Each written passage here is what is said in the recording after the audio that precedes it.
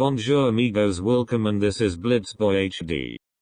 I made a hasty video a long time ago about trains. The reason why that video was not great is because I was in a rush to get it out, but now I have decided to actually dedicate some time to making a video, not just about trains, but about transportation and city design in general. For reasons I will discuss in the dedicated video, I will not be focusing on that for now. Instead, I will be focusing on the layers of hierarchy in the settlement of the United States, from small homesteads to gigantic megalopolises. Just to be clear, when I say settlement hierarchy, I'm talking about where people actually live, which state borders don't always reflect very well. Without further ado, let's begin. Introduction. Humans, my fellow homos, are a social species, meaning that we cooperate together in order to survive. For a lot of our history, we moved around from place to place, in order to find food and clothing, picking fruits from trees and hunting animals for meat and leather. One thing changed this forever.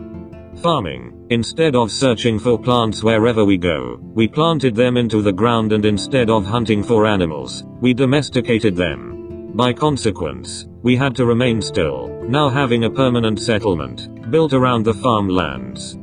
Once we created tools to better help us with production, we created surplus, allowing people to be more specialized in what they do. This meant that people did not have to be self-sufficient in everything. Instead, we produced what we needed, sold what we didn't, and bought what else we needed. For efficiency, there was a special place where all this exchange took place, instead of having to meet at everyone's farm, and having to go to a different place for every product you want. This forever divided human settlements into a rural and an urban hierarchy. The study of this is called acoustics. Now let's go into greater detail. Rural areas. Rural areas are places with a much lower density and much less human structures. By human structures, I mean designed by humans from beginning until end. A row of crops, although technically man-made, is not completely infrastructure. Another feature of rural areas is that there aren't too many services, although there may be some to a smaller scale. However, there are also further divisions within rural communities. At the most extreme, you have isolated dwellings, like a cabin in the woods. The main purpose of this is adventure, and the only real service is really just whatever homie is capable of. If there are a few more homes, and you have yourself a hamlet, you will find very few, but perhaps a service now and again. There are a couple in Oregon which have little governments for themselves. Add in some services, a few more homes, and arguably something to stimulate the economy a little bit, and you have something very recognizable, a village. Well, that's just a general outline of it. Every country on Earth, and every state in the US, all have different ideas of what a village is. Urban areas. Our systems eventually became so complex, that instead of just retrieving resources, we could also have people creating finished products, and use those products to provide services. These places with more of a commercial essence, with a higher density and more services, are what we call urban areas.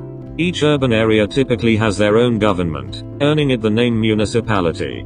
The lowest tier of these is a town. In the state of Washington, towns are the third level in the municipal hierarchy, with a certain degree of autonomy, but not as much as these next guys. Now, imagine even more density, with a focus more on service jobs than manufacturing, with a lot of public services and a much higher degree of self-governance. We have cities. Like with the others, there are quite a lot of varieties around the world, and in the US, but there are some that we definitely know are cities, such as Seattle, where I am currently making this video from. The layers that we have hitherto discussed are what the world can generally agree on, but from here onwards, I will be focusing on America only, and specifically Seattle. Metro areas. For a couple of centuries now, we have lived through the ups and downs of the Industrial Revolution, when urban life became more dominant. Cities began crowding more and more, growing more and more, while the rural areas became rather vast and empty. This led to a point when the urban area itself outgrew the administrative borders of the city. Nowadays, we call this a metropolitan area, or just metro area. An example of this would be that the urban area around Seattle is called the Seattle metro area, or just Seattle metro, but I can make things more specific. Believe me when I say I can make things more specific. In America, a metro area is officially labeled a statistical area and follows county lines, rather than state boundaries. They must have a city that serves as a core, which is why they are often called core-based statistical areas. In order for the city to be a core, there must be a certain level of integration between it and its satellite cities. Remember when I said I'm in Seattle, making this video? Well, I just said that for simplicity. I actually live in Kirkland, which is a satellite city of Seattle, but is so integrated, that even if I say Kirkland, people instinctively think of Seattle. Sometimes, satellite cities are referred to as suburbs, but that can be confusing, since suburbs can also refer to neighborhoods within a city, outside the city center. I should mention, city center is just the non-American term for downtown. Getting back to Seattle, the Seattle-based statistical area is the largest, but not only metro in the state of Washington. It takes up 3 counties, King, Pierce, and Snohomish. You may also notice that some statistical areas are only a single county, while some counties are not part of any metro area.